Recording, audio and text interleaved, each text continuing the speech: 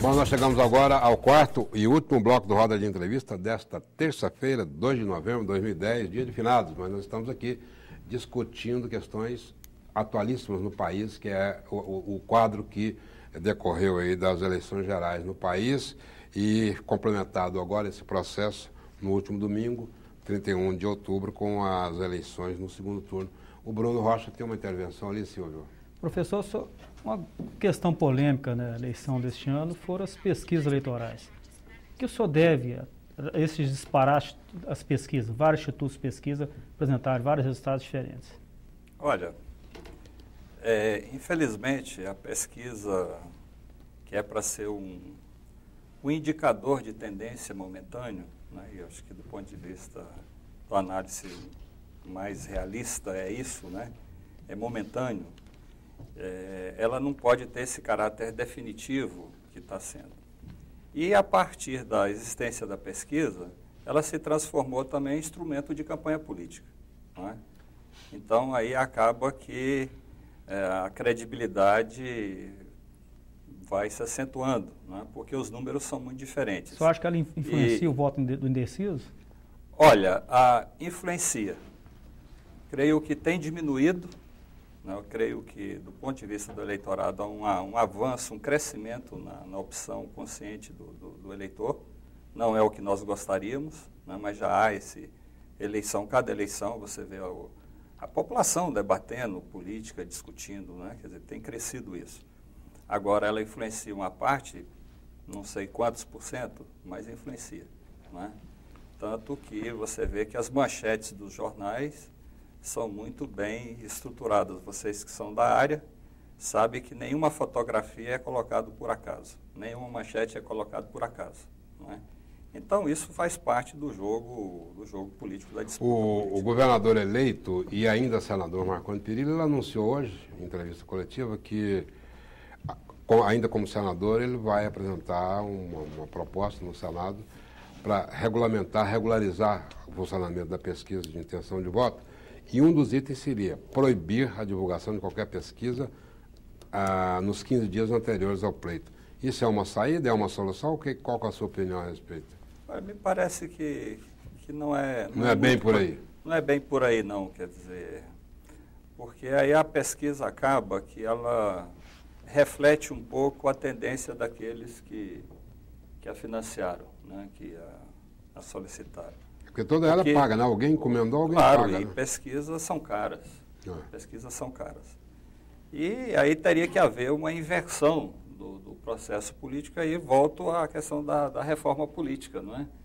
Porque hoje, por exemplo, a gente que é da área um pouco, né, mesmo não trabalhando diretamente nisso, mas a gente estuda, a gente lê, não é? Quer dizer, hoje, se uma campanha eleitoral, a campanha de preparação de marketing é como se fosse vender um sabonete, um perfume, quer dizer, então é vender a embalagem, não é?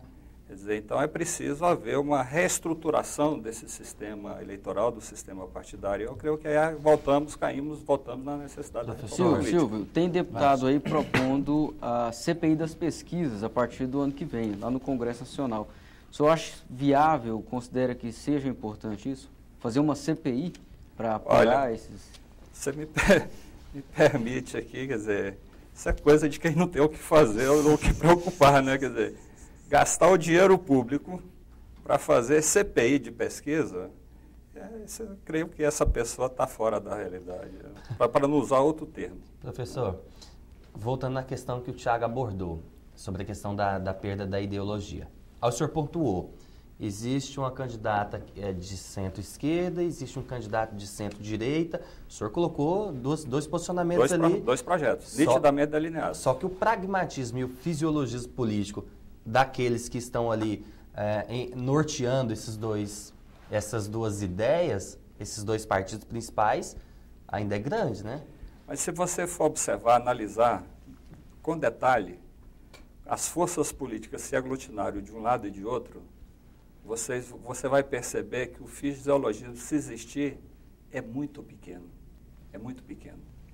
Você observa, por exemplo, aqui no Brasil, nós temos partidos que se apresentam como liberais, porém tem um programa político e desenvolve uma prática próxima à visão da social-democracia, de um Estado como elemento do equilíbrio social, ou seja, se aproxima das ideias sociais-democratas ou mais estatizantes. Não é? Quer dizer, então é a realidade política do Brasil. Se você analisar mesmo quais são as forças políticas que se aglutinarem em torno de um e de outro, nós vamos chegar à conclusão de que o fisiologismo é muito pequeno, ou quase que inexistente. Não é? É só analisar cada um. Porque, veja, senão a gente vai cair naquele negócio da demonização da política, na visão negativa da política, como se tudo fosse fisiologismo. Eu tinha dito inicialmente, quer dizer, o partido político disputa espaço de poder político. E ao disputar espaço de poder político, ele busca se coligar, fazer alianças que facilite conquistar espaço de poder. Só acho que a Dilma... Nesse sentido, então, é algo normal, é inevitável que haja uma composição, né, que corresponda ao resultado das urnas. Não é? Isso vai ser feito aqui em Goiás pelo Marconi, vai ser feito pela Dilma, não tem como fugir disso, isso é inerente à política. Isso é algo negativo? Não, isso é extremamente positivo. É justamente isso que permite a governabilidade e que permite a existência de políticas públicas, de política de saúde, educação, etc. etc, mas o leque partidário brasileiro não está aberto demais, não, Silvio? Olha, a democracia ela tem que ser aberta, né? Não tem como você determinar qual é o limite da democracia. Não é? Quer dizer, sair a campanha, os partidos de aluguéis. Quer dizer, eu acho que é uma campanha absurda. Taxar o outro partido de ser partido de aluguel, quer dizer que os grandes partidos também não são de aluguéis? A questão aí é de forma. Então, a hipocrisia predomina um pouco nesse debate, né, de denegrir aquele que representa o contrário ou um questionamento. Silvio, né? Então, Dilma... creio que são determinadas discussões que ela tem um fundo autoritário. Né? Agora, com esses novos ensaios para se retomar a reforma política, está surgindo novamente também aquela questão célebre da cláusula de barreira. Isso é um instrumento democrático, estabelecer-se isso para definir o quadro partidário no país? Eu creio que qualquer limite de organização é antidemocrático. E, inclusive, é inconstitucional. A Constituição diz, nós temos o direito de ir e vir expressar opinião, desde que não sejam armas, e nos organizarmos. Então, para que uma legislação que vai impedir essa organização? O engessamento, né? Então, quer dizer, isso é impedir o direito de representação da minoria. Não é? Quer dizer, isso é extremamente antidemocrático, é autoritário, isso serve a outros interesses que não se revelam plenamente. Não é? Quer dizer, que a tentativa aqui de copiar modelos, né, bipartidários, onde ficam dois grandes partidos disputando entre si e se revezando no poder. A diferença é o preço do aluguel, né, Silvio? De um partido para o outro, né? Não, eu não diria que é... O partido político é inerente à vida social, à existência da luta política. Não é? Quer dizer, se a gente for colocar nesses termos de preço, a diferença é o preço, não é? A gente está alimentando a visão negativa da política. Não é? E alimentar a visão negativa da política, a demonização da política, interessa para os setores fascistas, autoritários. Silvio, como que o senhor avalia o fato agora de termos uma presidenta, a Dilma? Ela vai enfrentar mais dificuldade pelo fato de ser mulher? Olha, é interessante, né? Eu queria ponderar um pouco. Veja, pela primeira vez nós temos uma presidente. Uma grande, grande vitória num país predominantemente machista. Não é? E uma mulher presidente. Uma grande conquista. Isso contribui para alterar a cultura política. Não é? E vejamos, um país machista, predominantemente, elege uma presidenta. Não é?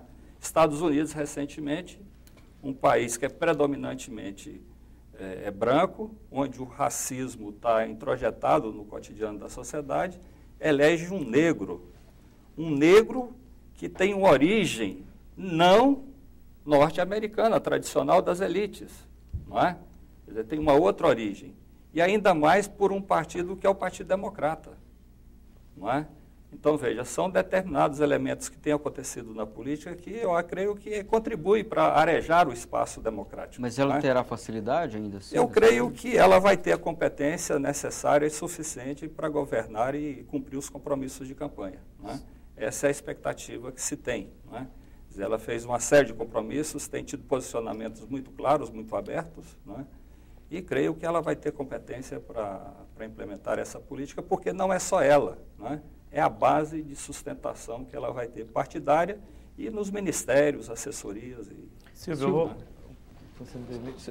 na eleição de domingo, 1/4 do eleitorado de Goiás deixou de votar. Eu pergunto a você é favorável ao voto facultativo? Não, não sou. É interessante você... não, então voto facultativo. Né? O voto facultativo é... Você diz, não, vai votar quem tem consciência e quer votar. Ao contrário. Né? As experiências de voto facultativo nem sempre favorecem os princípios democráticos. Porque aquele que tem poder econômico, ele cria situações, né, de levar as pessoas para votar. Né?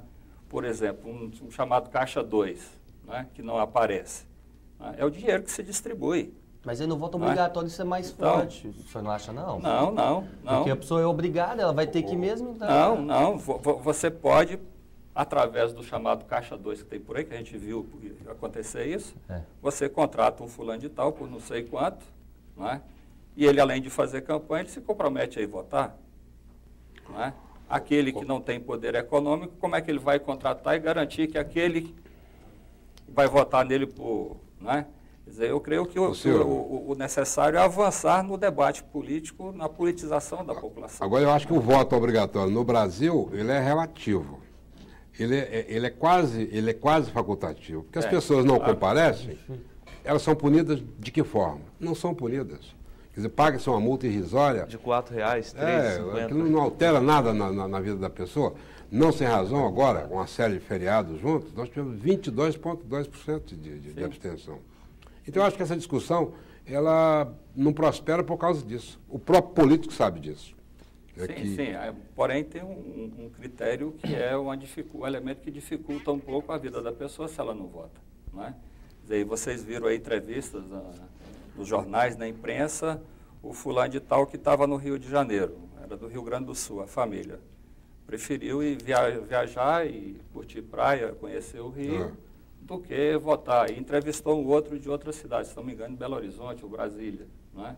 Que não, estava no Rio, porém tinha votado primeiro. Primeiro ele cumpriu os deveres cívicos. Cumpriu o dever antes de... Então, creio que é necessário avançar o nível de consciência política da população. E como é que avança isso? É no espaço democrático, realização de eleições, de debate, não é? Não tem outro. E em paralelo, ter-se campanhas melhores, mais propositivas, mais qualificadas. Eu achei essa campanha excelente. Mesmo? Sim, achei excelente. Porque revelou cada um que é. Nada melhor do que isso. As câmaras, a imprensa, a mídia, revelando o caráter de cada um. Achei excelente. A democracia também é isso. Cabe a nós, ao eleitor, saber diferenciar e entender o que está ocorrendo. Né? Dizer, tentativa de manipulação, jogar com emoções, etc. Isso é parte do jogo político. Silvio, eu acho que o tempo está acabando. Tá sim. A última pergunta. Última pergunta, então. Eu acho que pergunta objetiva e resposta rápida, então. O senhor falou no primeiro bloco, no bloco anterior, sobre o PMDB. Como é que pode ficar a situação, então, do Iris Rezende e se essa falta de renovação no partido pode continuar enfraquecendo ele aqui em Goiás? Olha, o PMDB já, no resultado das urnas, já mostrou a renovação. Né? Quer dizer, é que tem determinados elementos que, diria assim, bate tanto a cara que não tem jeito de esconder a cara. Então, essa necessidade de renovação já vem há muito tempo. E ela já está avançando, está concretizando. Então, e o Iris pode aposentar? Eu creio. É uma liderança importantíssima e que ainda vai jogar um papel nas próximas eleições de 2012, 2016, não sei, não é? Ainda tem liderança, não é? E isso foi demonstrado nesse processo eleitoral, não é? Ele ainda tem um papel a desempenhar. Agora, é necessário que haja essa renovação para cumprir e ocupar os espaços políticos que o PMDB pode ocupar em alianças. E aí eu diria para você também, qualquer partido, não só o PMDB, tem que buscar também reciclar. O PSDB tem um problema também, não é? Quer dizer, não tem lideranças novas, emergentes, não é? Isso é um problema para o futuro aí, num curto espaço de tempo. Ô Silvio, no finalzinho, alguns segundinhos, sim ou não, tuf-tuf, vapt-vupt, a sua expectativa quanto ao governo Dilma e quanto ao terceiro governo Marconi em Goiás? Olha, a expectativa que eu tenho é a melhor possível. Nos dois casos? Dos dois casos, porque os compromissos feitos durante a campanha são muitos, não é? E eu tenho a expectativa que a Dilma, com essa base que tem, ela vai conseguir implementar satisfatoriamente os compromissos que ela assumiu na campanha.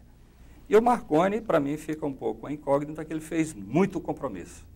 Eu não sei as condições financeiras do Estado para ter condições de cumprir todos esses compromissos, todas essas bolsas, todos esses computadores, né? Quer dizer, aí eu creio que fica um pouco na expectativa, mas vamos ver, né, se cumpre pelo menos parte desses compromissos e consiga desenvolver o Estado, melhores condições de vida para a sua população. Ok, Silvio Costa, foi um prazer imenso tê-lo novamente aqui com a gente.